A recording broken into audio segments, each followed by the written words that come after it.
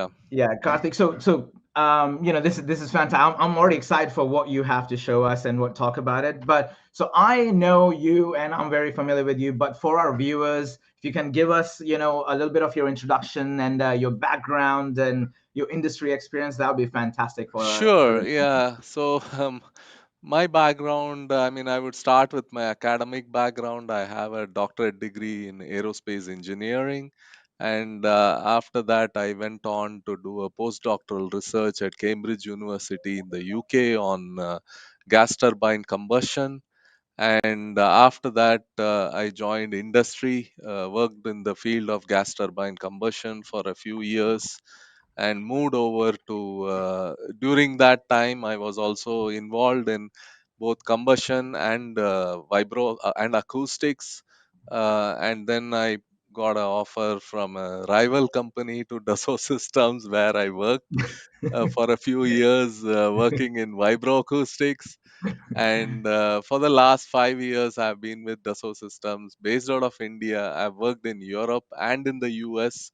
I worked in North America, lived out of Detroit, and managed the business for a rival company before joining Dassault Systems in India. And then I think I moved over to the 3D experience platform role, FMK role, in February of this year. Prior to that, I was supporting one of our industry famous product called Wave 6. I have been with customer support for the last 15 years, interacting with customers, supporting them on technical aspects, helping them out solve really critical engineering problems through my support of the software. And I'm continuing that role, and I've done such seminars in the past. Sure. But the last 5 years, this is my first one in the last 5 years. Prior to that, I had done quite Sure. extensively. Yeah. Things So that things have is my changed a little bit. background. Yeah. Oh, that's so not just as an extensive background in like the knowledge that you have. You've got experience and industry experience, and you've like been around all around the world too. So you Yes. know how standards work around the world as well. Correct. So Correct. but that's Yes. that's So amazing, man. one of the things that we do, whether it is vibroacoustic presentation or CFD or anything that happens in the industry, is driven by primarily regulations, the local Right. regulations, which says if you notice any product that is sold, you will see a C mark, FCC mark. Even for food, you will see some kind of a standard which tells you that this is of a good quality. It kind of Right. gives the consumer the confidence to invest in that product, and it provides you a certain amount of reliability. And Sure. this is true across the world. Each one has their own standards. And if you look at the developed world, it is mostly Japan, Europe, and USA, east west, east to Sure. west. But Sure. then all the others also have standards. It's not like India doesn't. India has its own standards, which is either uh, got from Europe or US or Japanese standards, or they make their own standards today. One example I can give you is India has leapfrogged from BS4 to BS6 in automotive pollution standards. And Europe last year was still in BS4 or BS5 actually. So it's So more stringent in Europe. more stringent in India actually. It used Oh, to in be more India. stringent in Europe Okay. and US when Okay. it comes to automotive standards, but Right. since last year, India has become much more stringent than these two countries. And as you know, Oh, really? Japan is much more stringent than Europe in on many fronts. There are Right. different standards for pollution, noise. Noise leads to health and safety issues. Now, fire standards have always been in place.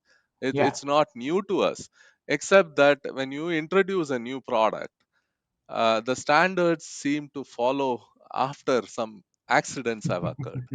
Unfortunately, that's what happened Unfortunately. with the e-bike batteries.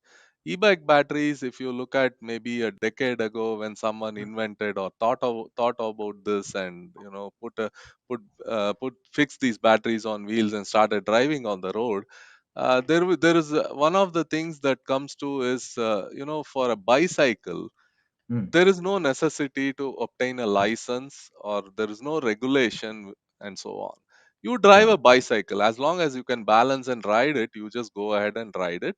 There are only zones where bicycles are not allowed. Sure. You don't have a regulation which says, okay, you must be so much years old to ride a bicycle. I mean, even a kid can ride as long as Right. you are able to balance. Likewise, when they fix these batteries and motors to a bicycle, nobody bothered about, should we have a regulation which says, as long as, I mean, when they fix the motor and the battery which had very low power output, it Mm. was only to assist the bicyclist for longer rides and so on. uh, you wouldn't think that you need a regulation, because Sure. there is no hazard, there is no I mean, you're not going to exceed a speed limit. I mean, how much ever you try with a bicycle, you can only go at a certain speed. I'm not talking about the sport bikes and sports people. They can go all the way to 70 miles or 60 miles per hour on a good day, but a Average people like typical us. average person like us on the street will not go at those speeds. We are going to Right. drive carefully, and so there is no regulation.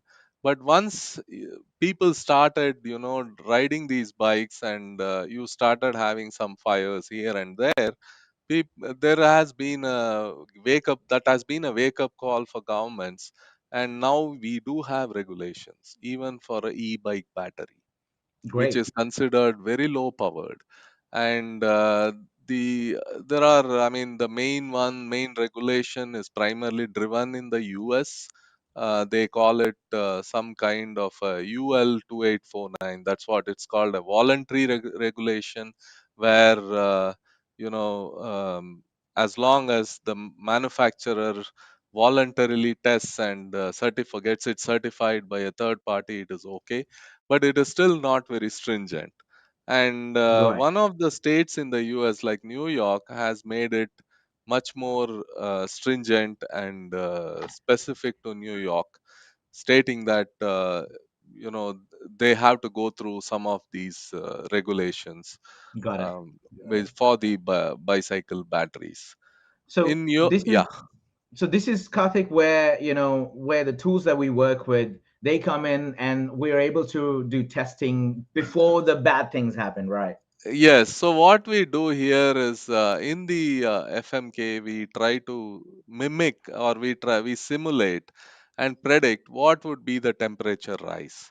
Now, we all Wait, know that the fire happens only when a temperature in a battery rises above a typical temperature that is quoted by all manufacturers, not just e-bike, but if you take an automotive battery as well, is right. roughly about 55 to 60 degrees centigrade. That works to, I mean, I don't know in Fahrenheit, but typically it is the, I mean, it's hotter than, I mean, it's Sure. not It's boiling hot. water temperature, but it's quite hot. It's hot. It's We hot. can't sit on it. So, one Yes. quick question, Karthik. You mentioned FMK. What Yeah. is FMK for our viewers? By the Okay. way, So the one okay. second for our viewers, if you guys are new to our channel, please, we'd love a like and we'd love a subscribe for us to get you guys more content, more incredible content like today. And yeah, give us a like, give us a subscribe, and we'll be able to bring more and more tools to you guys. So, Karthik, please take us off. Yeah, Sorry so for if interrupting. you know the platform, the 3D experience platform, which works on the cloud, where you have all your models and different physics loaded and working seamlessly with the cloud. So in the platform, what we have is we have different roles for Okay. different physics. So you could have a CFD engineer having this FMK role, a Okay. structural engineer having a different role. We call it SSU, and there Got are it. different roles. And when we sell, when the sales try to sell the product to a client, they typically sell the roles, not Got it. necessarily the software. So it's Got more it. like the client purchases the roles. It could be converted to a certain number of tokens, but at the end of the day, if a customer has a particular role, they will be able to do certain physics. and this FMK happens to be the role corresponding to the CFD analysis Got that it. can be done in the platform. And Awesome. you need to do CFD for these batteries. If you think of it, the battery of an e-bike has several components. When we talk about heat transfer that happens from the cell to the outer casing, we are talking about conduction, convection, and radiation. Convection is primarily driven by air circulating both Really inside interesting. and outside the cell. The radiation, of course, may not be really relevant for this because the temperatures are not the temperature differences are not very significant. Got it. What happens? Okay, despite all this, and I also mentioned that the energy is very low in an e-bike cell, but then how does it still end up? We heard these news articles where we say that there is thermal runaway and breakup. I mean, there are different reasons for this to happen. If the batteries or the cell is poorly designed or it has some manufacturing defect, it could be any of these factors. Sure. And the temperature at which the ambient temperature nowadays, you can, due to the you can feel it all over the world. There is either extreme cold or extreme high temperatures. Even the average temperatures across many cities have risen by 1 to 2 degrees. There are parts of the world, for example, if you look at Death Valley in California, you will probably see temperatures of around 55 degrees centigrade. It I was has just been, there last week. It was awesome. yeah. so I mean, reaching 55 to 60 degrees is not going to be very difficult. There are Right. parts in the world where you have ambient of 40 to 45 degrees centigrade.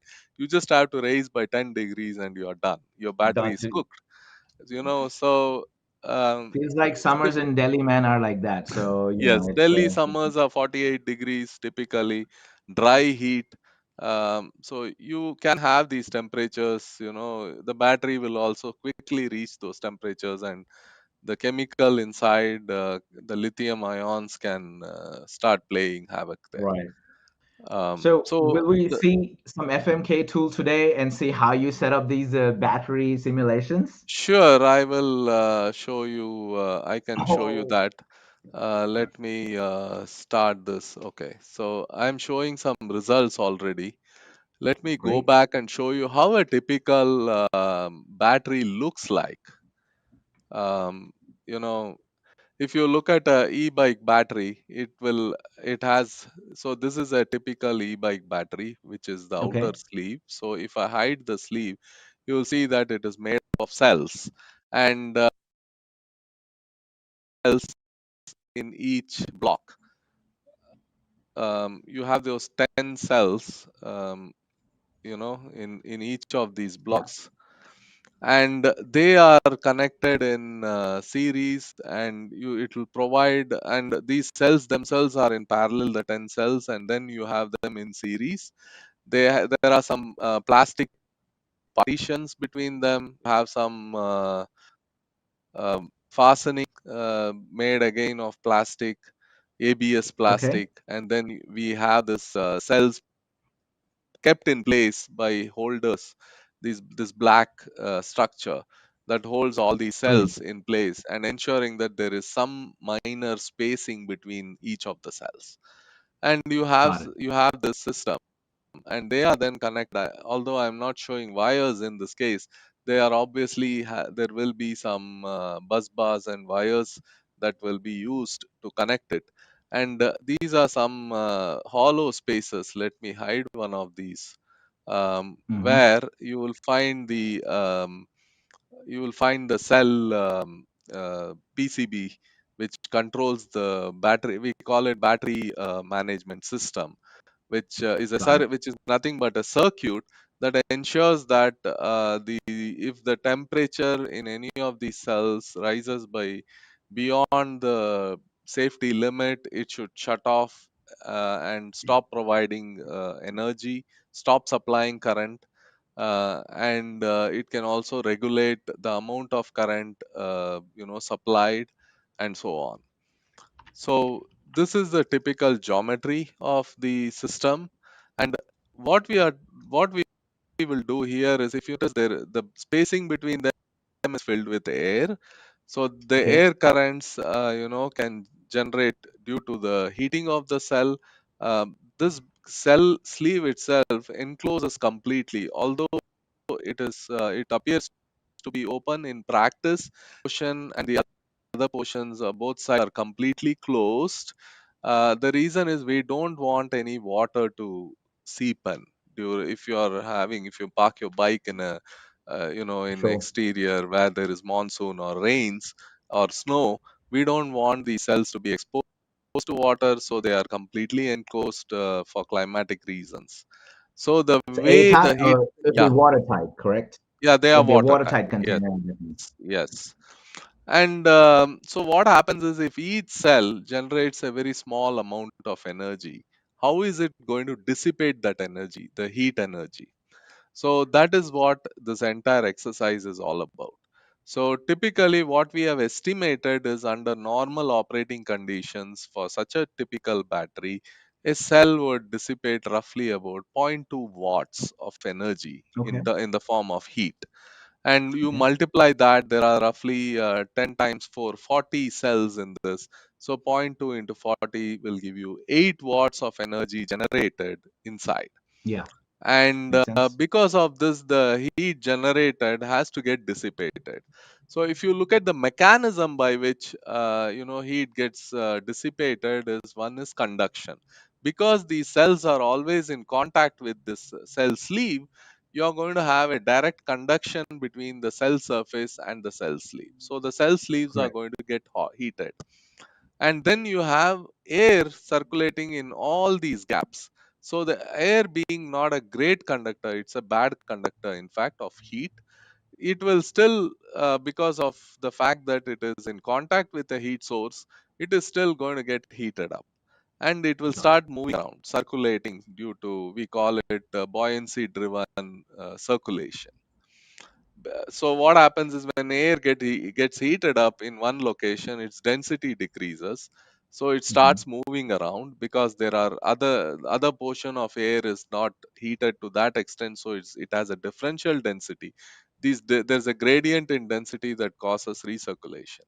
Now, due to the recirculation, there is a generation of uniformity in terms of temperature within the air zone, which then Got it. transfers either through the air to the sleeve, as well as a direct contact with the sleeve. That's get this entire outer casing gets heated, and while the bike is riding, the outer casing gets exposed to the air. So we have some convective heat transfer happening, and that once the sleeve gets cooled, there is again a gradient of temperature which makes the whatever the cell generates gets he slowly heats up the sleeve, and then you start having dissipation. Now, Yeah. So there's in quite a you lot going on in terms there of is a lot conduction of and physics. Yes, convection. there Yeah. is a lot of physics that is happening here in terms of temperature and conductivity. And if you look at most of the parts in this, they are not metals. They are not made of metal. So Correct. you are going to see there is some gradient, but it is okay as long as you start from a reasonable temperature like 27 degrees or 300 Kelvin or 310 Kelvin. You can see a rise of 10 degree under the worst operating condition. The reason is, Okay. what do I mean by operating condition? You can have a rider, utilize the energy coming out of the cell partially. They don't always use the full energy, and it is only to support the rider. And in that way, in that sense, the batteries are not subject to releasing a lot of electrical energy. It's not pulled out. But when we do an analysis, we assume the worst case scenario. We start with a temperature which is really bad, like let's say 300 degrees Kelvin or 28, 30 on a 30-degree day. And then we also assume that the current is being pulled out at a rapid rate for 1 hour. So for example, this battery is a if you look at its overall energy content, it is about 720 watts, which translates to, if a rider uses the cell for 1 hour at its maximum capacity output, the cell will get discharged completely in 1 hour. Got it. If he were to use half the energy, he can use the energy from the cell for 2 hours. Hmm. That's how it works. Yeah. But the worst case scenario is extracting the full amount in 1 hour. So the 720 watts is going to be extracted within an hour, Oh, no. and your cell is going to get heated up, and this entire process is going to continue, and we still have to make sure that the battery, the cell temperature and the casing temperatures don't exceed this 55-degree limit we have set for ourselves, Got because it. if it does, then you are risking all these Sure. components to fire. Yep. So this is something that can be done and predicted fairly accurately. You don't have to, do a test and say this. You can do a lot of virtual. I mean, this simulation is nothing but virtual testing. You can, make design changes based on this. If we think that the cell spacing is not sufficient and we want to increase it, we will have to, we can make design changes and look at how the temperature rise can be controlled. And this is where, the platform and the FMK, the fluid mechanics role, can help you. Now I have set up this model already, and I've done some calculations for the temperature. So I So, assume that, Karthik, quick yeah, go ahead. quick question on that model setup. So I'm sure, like, for since it's a fluid dynamics, CFD study, you have some boundary conditions you've added, you have some inputs you Correct, added, correct. and Yeah, some I can results show there. them. Can you, So yeah, yeah, I'll go through a that. quick dive So into it? yeah, yeah. So if you look at it, one of the key functionalities in our in the FMK, in the platform, is that we have something called analysis assistant. So even it's a very intuitive um, setup, which will easily help even a novice user.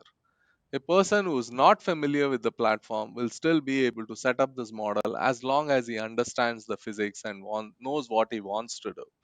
So for example, you start with this first one, which is the model. I've already set it up, and the moment I click on model, it shows me all the domains. So Mm. typically what you need to tell the software, these are my parts. That's the first thing you need to tell. And then you have to provide, because this is a heat transfer problem, you have to provide the properties, the material properties of each of these parts, which includes specific heat capacities. um, and with a so that is something that you need to provide. And this So, quick model setup, question, yeah.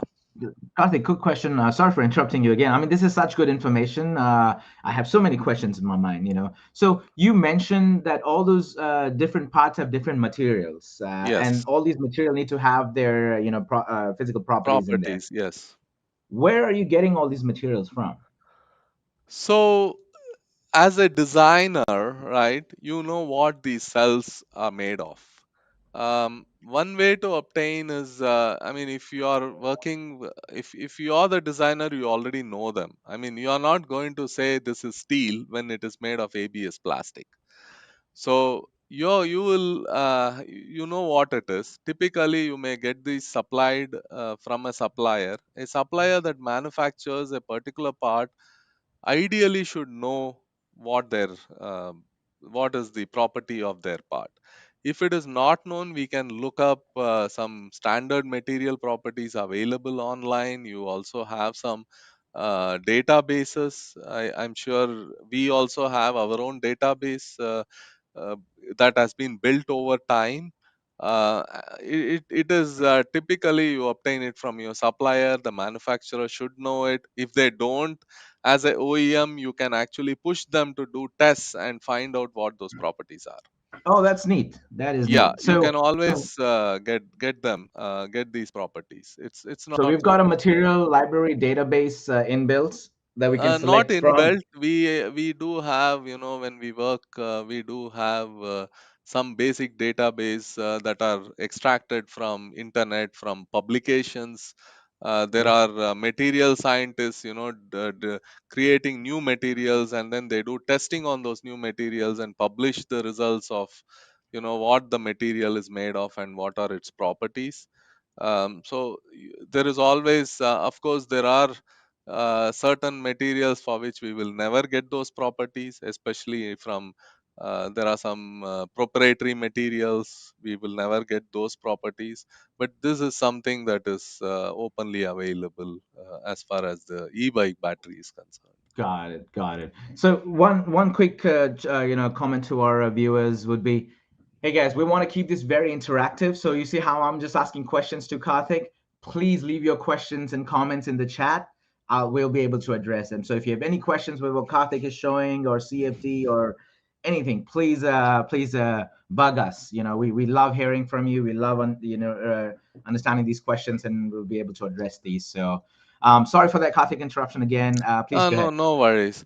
So, if you look at the way the model, once you set up the model, apply the material properties, define what is my fluid region, then we define physics. There are two physics that are very important in this particular problem. One is the solid physics, where I spoke about conductive heat transfer, convective heat transfer, and radiation.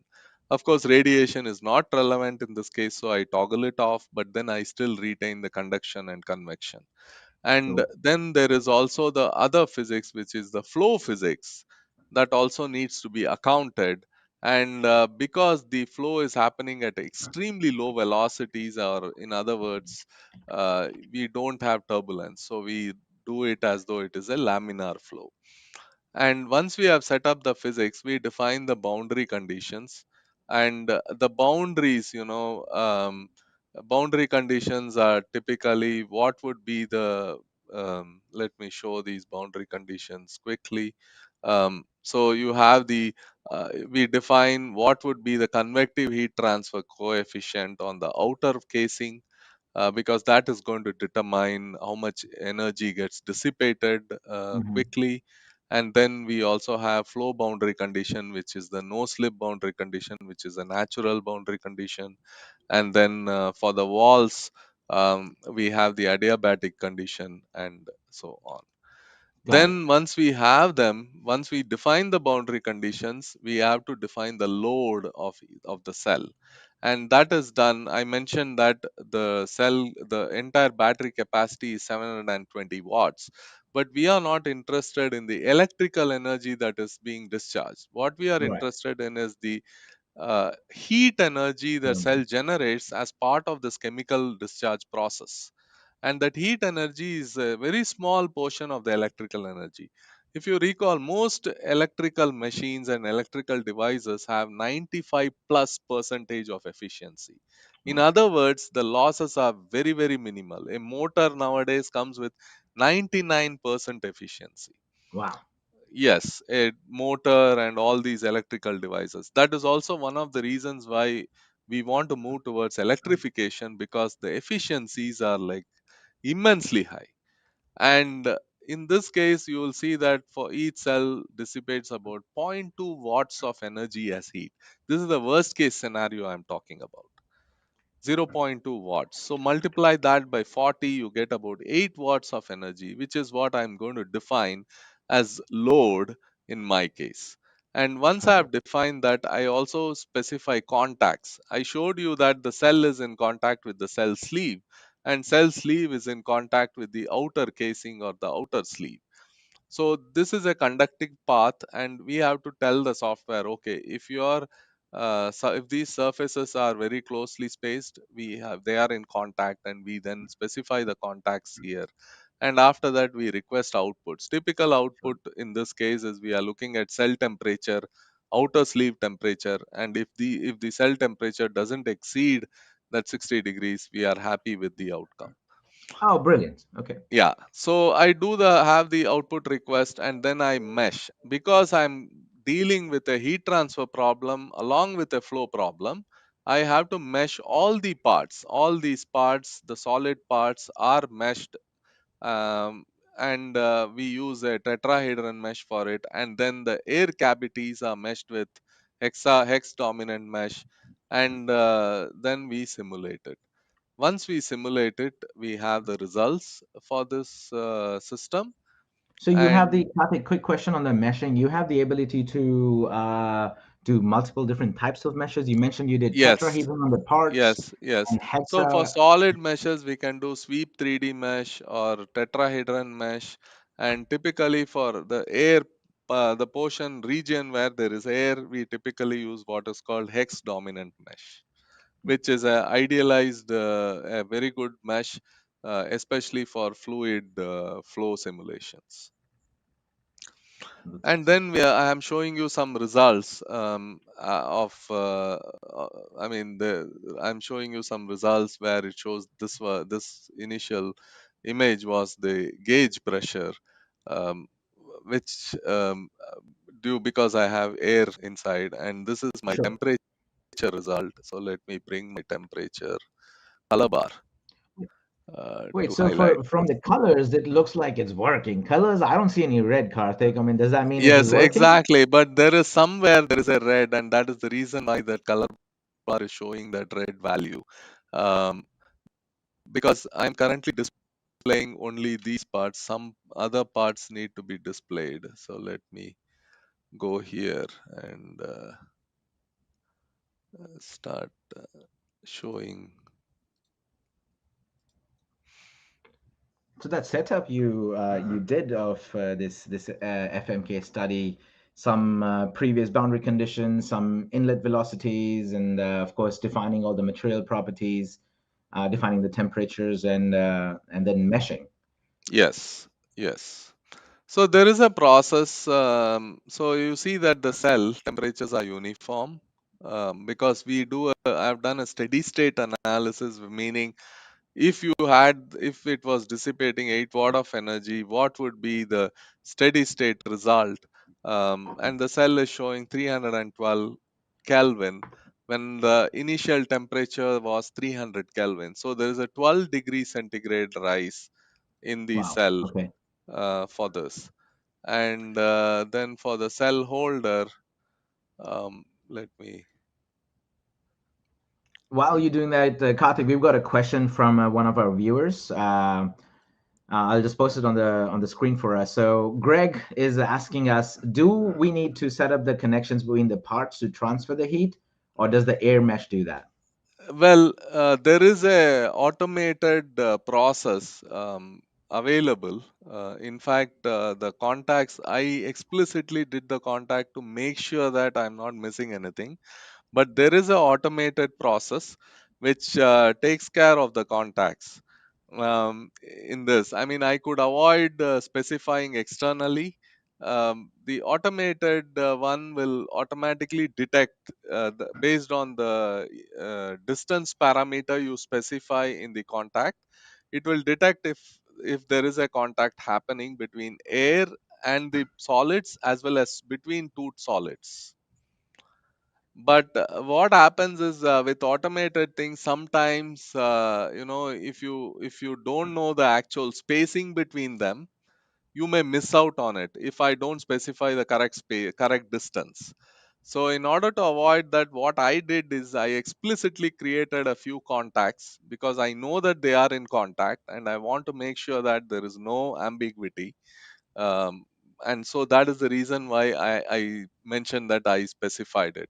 But it is typically, it can be done automatically by the software if you know the spacing between all these different Got it. parts, then you can specify the correct values.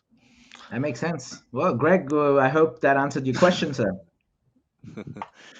Okay, Thank you so for if that, you look Karthik. at these temperatures, right, the temperature is roughly around 305 Kelvin for the outer casing, which is good, well within the limit. Sure. And yeah, I mean, this is the typical analysis. Of course, you can go deep into the system and look at what are the gauge pressures, what are the velocities, and so on. But the primary reason we are doing this analysis is to ensure that nowhere in the system the temperature is above 55 or 60 degrees. That's our goal for the worst Got operating it. scenario. And in this case, it is fine. So I'm happy with my result, but I may not be happy with these type of results all the time. Sure. There may be instances where this, if I started with a 300 Kelvin, which is like 27 degrees centigrade temperature, but it could be that I may have to start if the ambient is at 48 or 50 degrees. Then Sure. if it rises 12 degrees, I'm done. I cannot get this battery certified.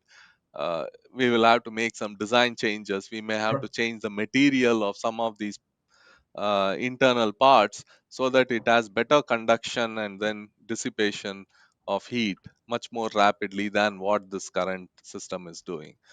This is Alternatively, fantastic. I may have to control my discharge rate or of the cell by appropriately redesigning my battery management system, so that lesser output is generated when the temperature rises above a certain point. That those type of altering the circuits is possible, but then it adds to the complexity. You have to have a designer redesign the whole thing. So Got it. we try to make whichever is the easiest change that can be made is the So way forward for a good design. easiest and of course kind of got to keep the costs. Cost low, Company kind yes. of We can't make yes. the outside shell with unobtainium, and it's now it's like $1 million product. So, Yeah, but yeah. this is fantastic, Karthik. I know we're kind of running out of time for your Yeah, session. I I know think we we've got could yeah, for another today. fantastic person, another fantastic FMK expert on ready to show us, what they want to share. But it's been an absolute pleasure, Karthik. I hope you enjoyed sharing your Yes, knowledge with the world as definitely. well. The same here. We will we'll catch you soon. So, all right, Sure. Yeah, yeah. Thank you, Ronan. all right. Cheers. Okay. Cheers. Bye Bye. bye. All right. So we are going to have Madhura join us in our second session and share all the brilliant knowledge that she has. Hey, Madhura, how's it going? I cannot hear you. Are Oh, you can you hear mute? me now? Loud and clear now. Yeah. There you Great. go. Hey, welcome, Madhura. Welcome to our YouTube live channel and on our CFD episode. Um, Thanks. I know you very, very closely because all the times that we worked together. But for our viewers, could you give us an introduction and your background and what are we going to see today? Yeah, so I have been in DS for 4.5 years now.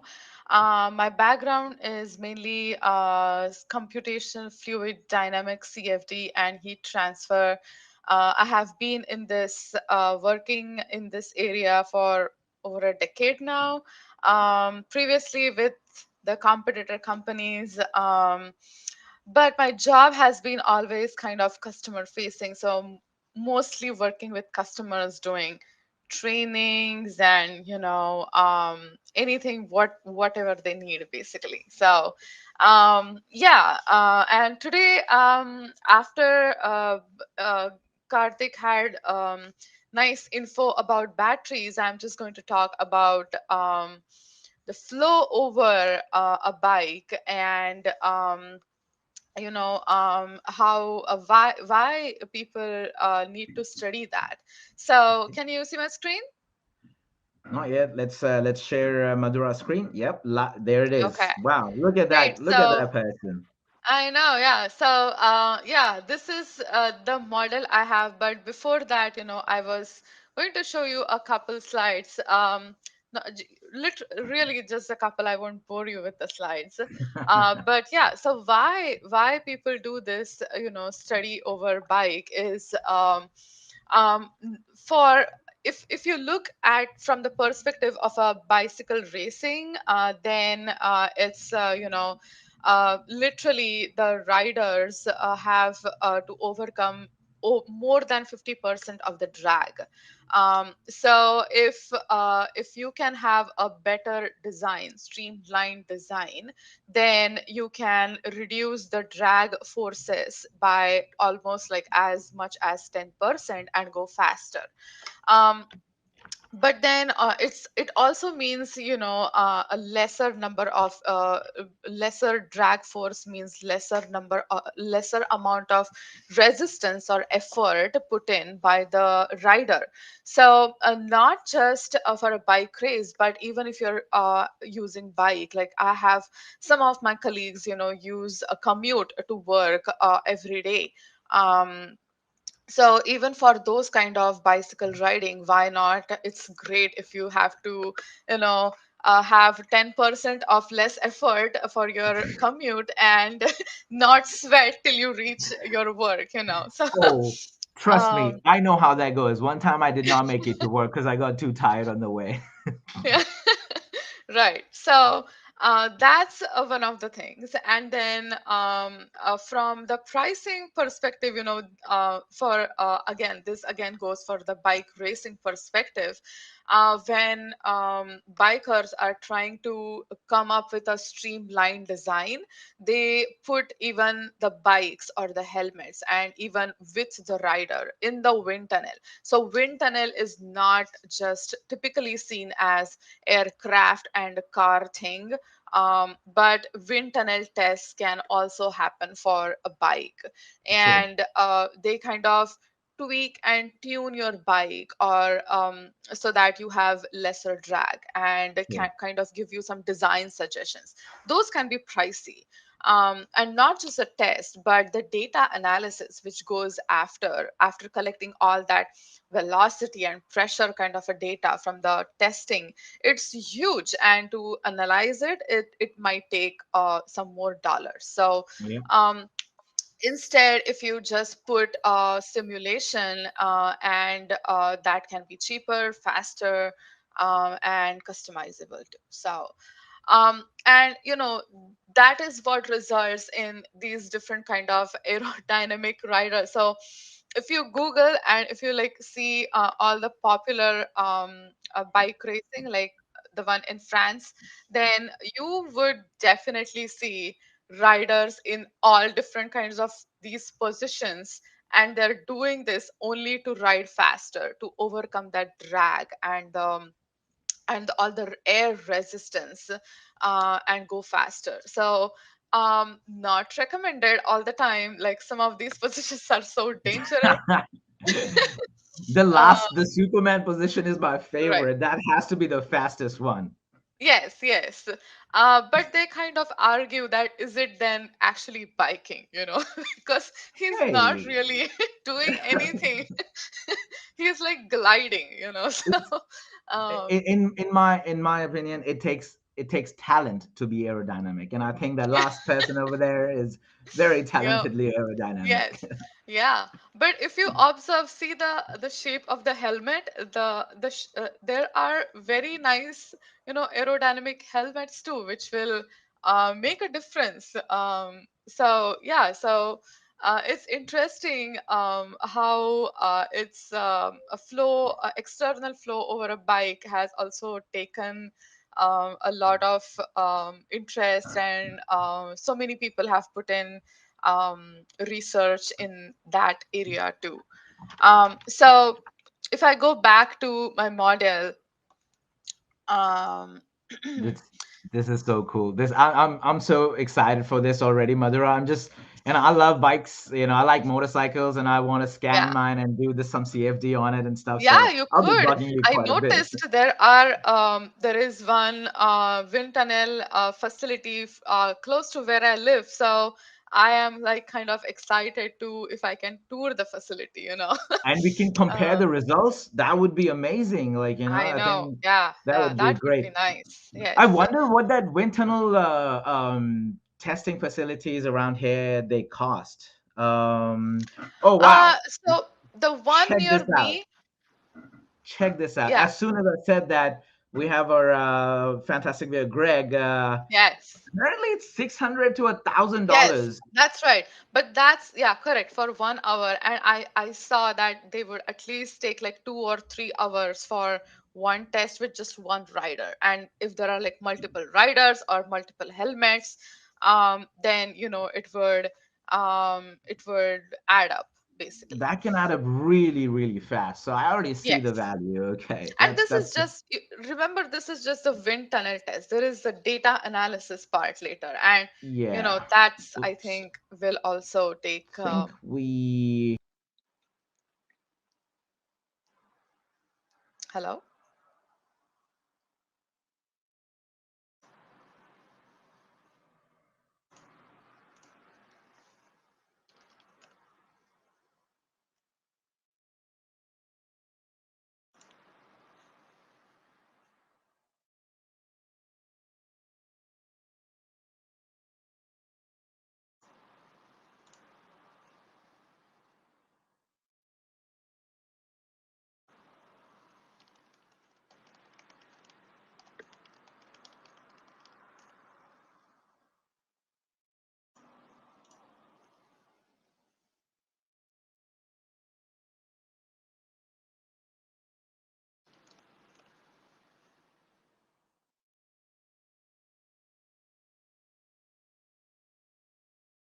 Can you hear me?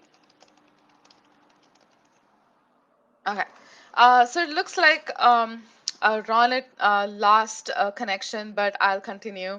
Sorry for the glitch.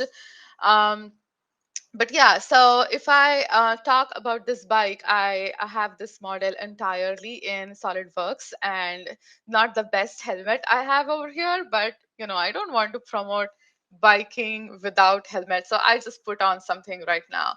Um, and yeah, so when I have the model, I am right now saved this model to 3D experience, and I do that with this file, and over here save to 3D experience.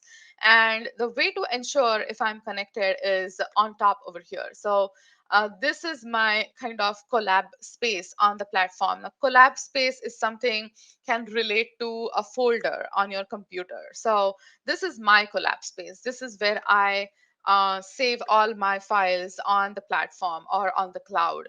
And over here, you see this tiny bar, which is how you connect to the platform.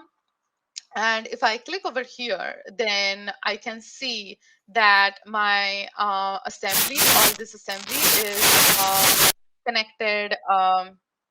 Is saved on the platform, and it's locked. And if I have to make changes, then what I do is I right click, I say unlock, then make the changes, save it again, and then go back to platform. So right now I have saved all this on the platform, locked it, and now if I want to take it to the platform, like open this in platform instead in SolidWorks to set up my CFD model or even structures model, what I do is I click over here and then click on the app. So we have many apps, and you can see I put some of them in my favorites, and otherwise they all are located in my apps. And the best way to search is just go here and say fluid, so you will find the fluid scenario. And if I click here, it will open the geometry on the platform, which I've already done to save some time. And this is how it will look. So it has opened the app, and it's asking me what is the title. So I can put a title over here, say e-bike live demo. And then you don't have to put all the names over here. If you want, you can, but otherwise it will take some default names. I'm going to run steady state analysis. Let's just say 500 iterations for now. And if I click OK, then it's all setting.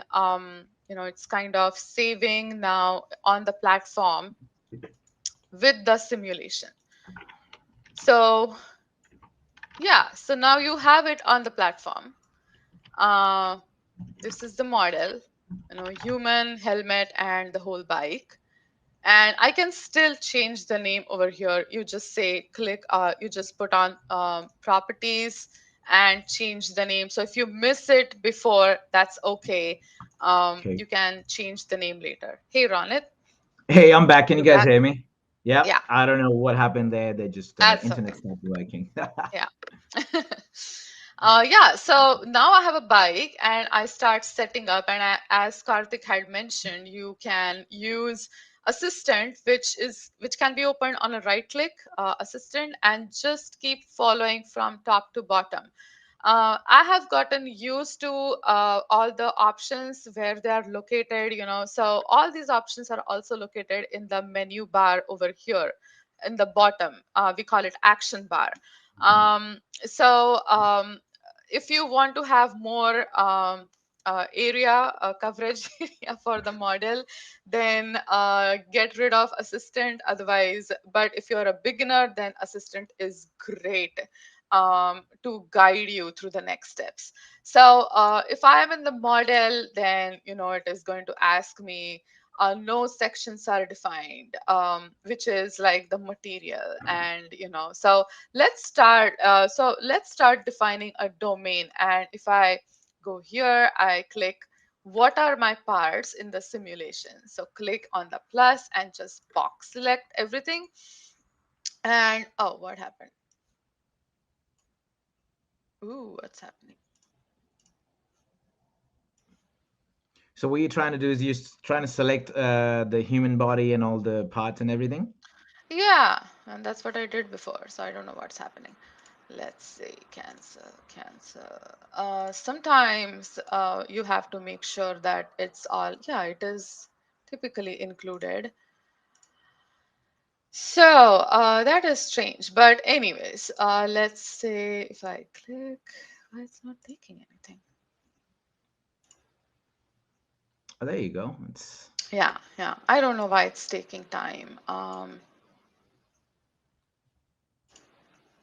That sounds strange, but yeah, you can box select and do everything. So since it's acting a little bit weird, I will go to whatever I have already done and show oh you yeah, um, that part. So yeah, I have already one case simulated just for the things like this. So over here, I did the exactly same thing, and yeah, I think I got disconnected or something because that's why it shows all red over here. sure. Um, so for that, I think I go and So this is say basically you're defining your wind tunnel, correct? This is where the yes, yes, yes. That's air is exactly coming what in. I'm doing. So Yeah, this is our yeah. virtual wind tunnel. Great. This is my virtual wind tunnel. Yes, yeah. This is, So, I, yes, in this case, you define your wind tunnel and your parts, and then define your. In this case, I'm just going to have air as my material, so it's easy, and you get all those in the available material library. So if I go back and let's see, yeah. So now it should behave. Let's see if I have luck over here. Um, I think I can do the same here. Switch to edit mode.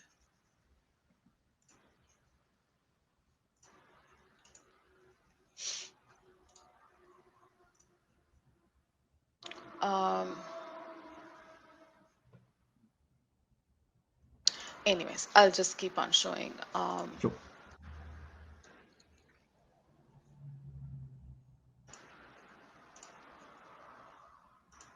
Yeah, so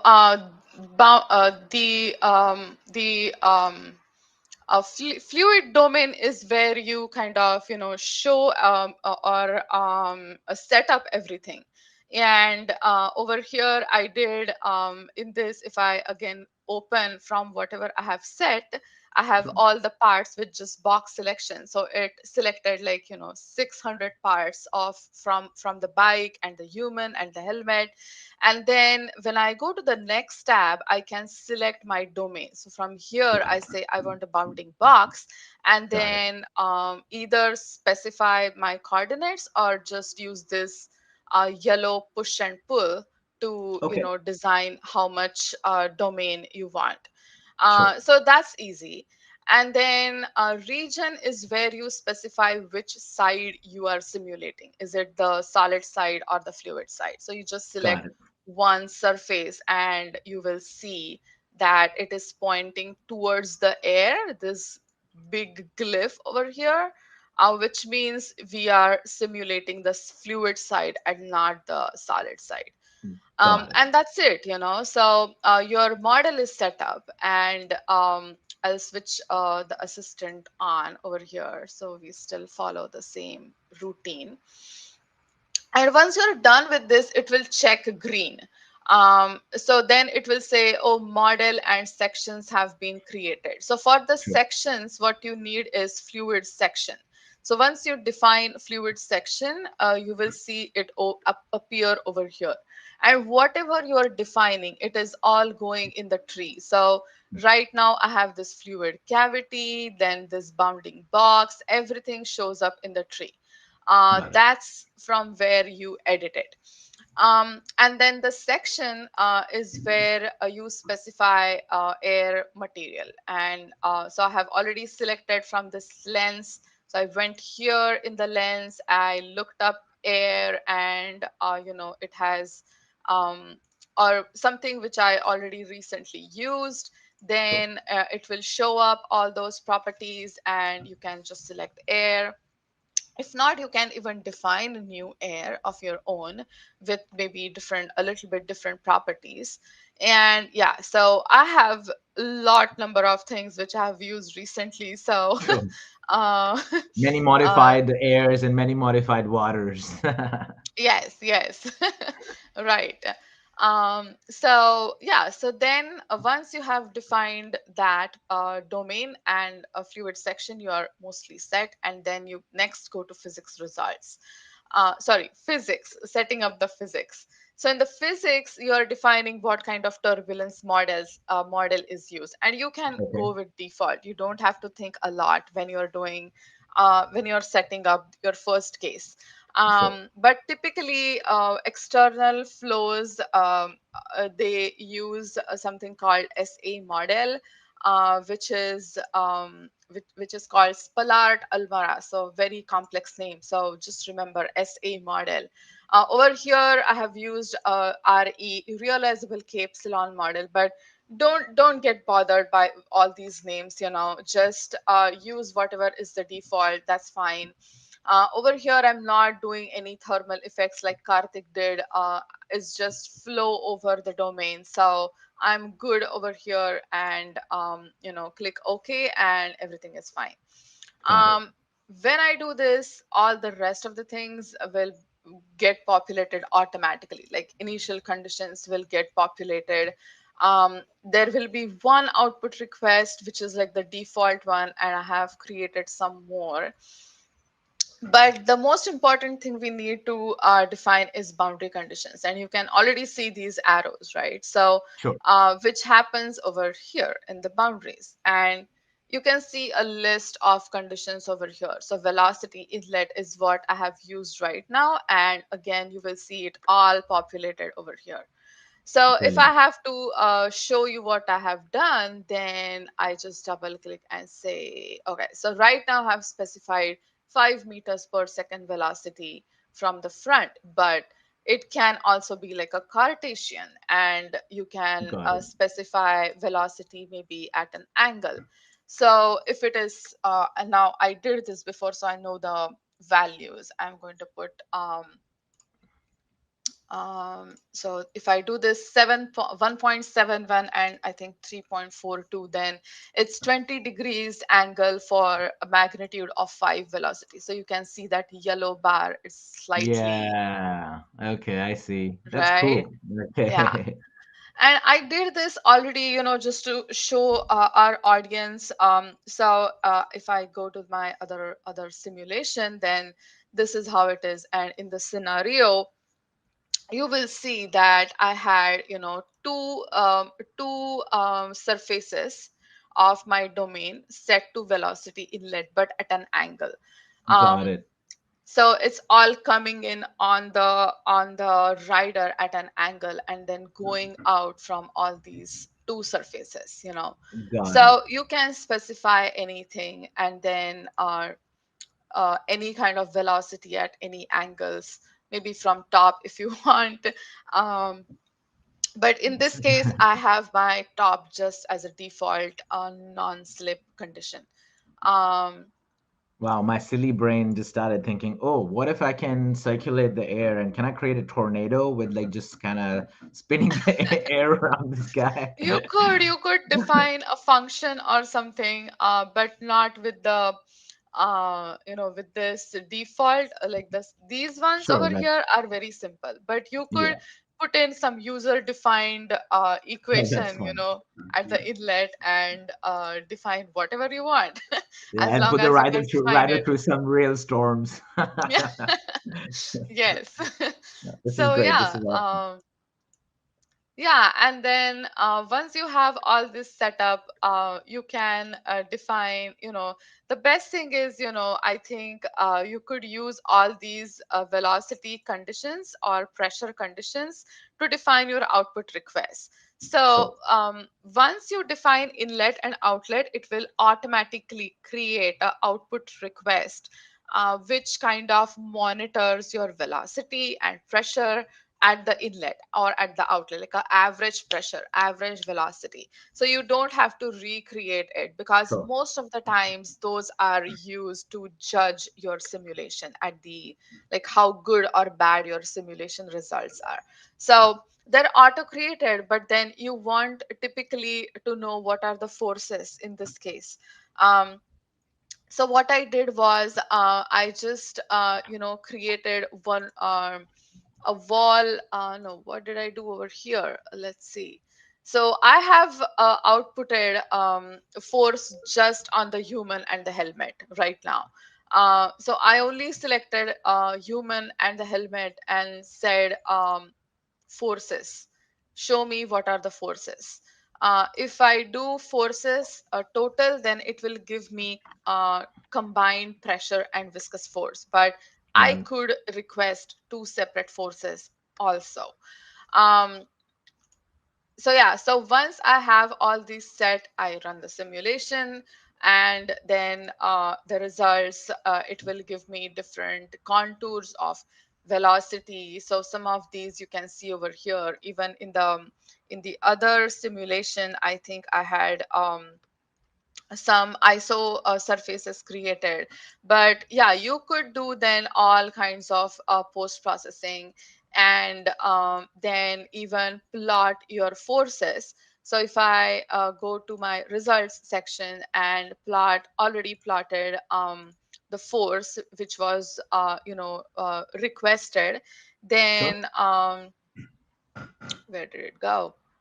uh, okay, activate. Yeah, so There it these were is. my forces, X, Okay. Y, and Z direction on the human, just on the human, but I could Okay. request it for all of um, Right. all of the bike too. But considering the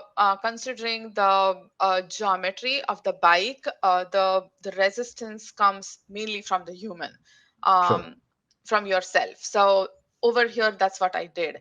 Um, that is the greatest resistance. Your self body is the Correct. greatest resistance when you're riding. um yeah, so Especially during the winter times, I am very correct, resistant on a bike, because correct. I I eat a lot during winter time, so I gain some weight, so I'm more resistant on the bike. uh, That's right. so just to let you know, Madura, we're got about wrap up in about a couple of minutes, Okay. So Yeah, do you so have are any? there any questions?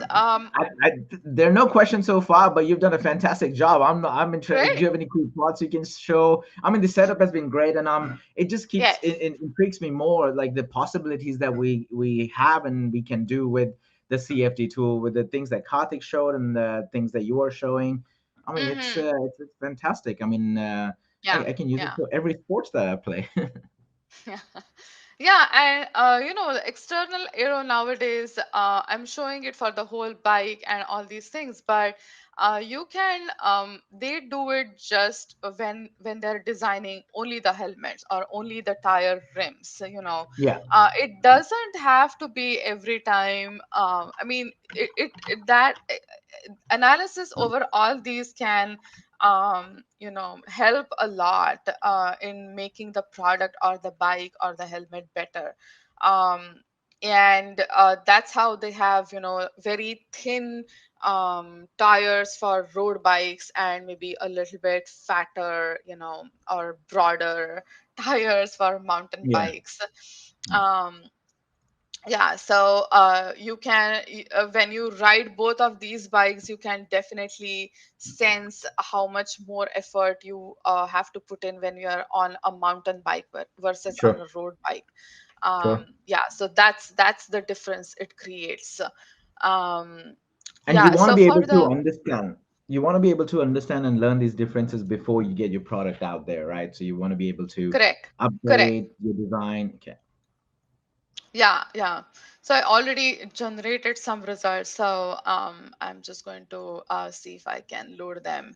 um but yeah, streamlines, and there is everything you could create. I just have to switch on the right view, and you should be able to see the same plot, I think, which was put in for the um For the wind coming at an angle. yeah, yeah. So now I know what's going on. Okay. Oh, that's your colorful wind tunnel. Oh, Yeah, there it so is. this is Very good. yeah, so all over here, the wind is all going on in an angle. So Side, yeah. it's not creating the best streamlines in this case, but for the other one, let's see if it Oh, it's created anything. creating It's great still loading. streamlines. I see, and yeah, wind is always not going to go directly at you, right? So you want to be able Yes, to yes, and in study. this case, it was at an angle. So, Sure, yeah, but the streams are the way I have placed them. It's just showing right now the shorter streams, sure, and just yeah. So I can the streams can be everywhere, but this is where I have like right now placed the streams. sure. But yeah, you could I could create much. Um, Nicer. I wanted to show this, but I don't know why it's It's taking time with okay. I my mean, internet. of course, processing for. I mean, these are some very intensive results, very heavy results too, and you being able to even populate this one that's on the platform. So this is on the cloud.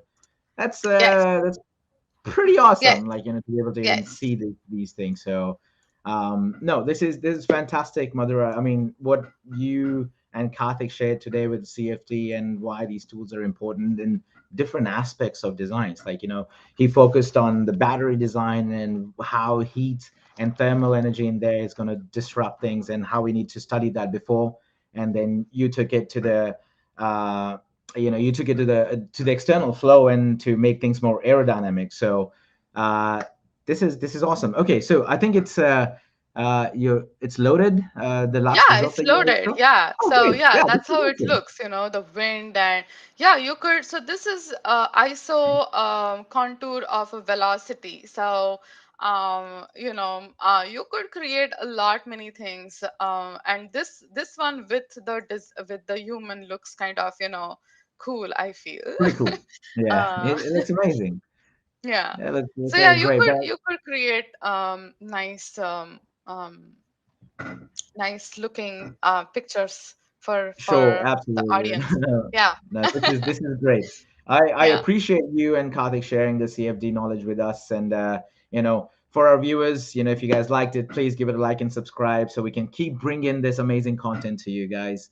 Um, for our next episode, this is again something that's very important. I mean, we know that us riders, we don't ride this bike just on the road. We take it off jumps, we take it off cliffs, we do damage to that, and want to see how far like this bike will last. Like, what's the life of this bike? So I'm sure we're going to be talking about some fatigue analysis and how to understand the lifespan of the designs that you make. So this will be aired on 15th of November at 10 a.m.